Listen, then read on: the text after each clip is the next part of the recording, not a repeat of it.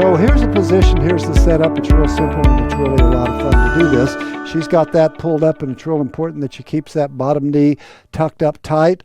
I've got this up against my body like this. We teach it in class as a stretch for anterior hip capsule and also for rectus femoris.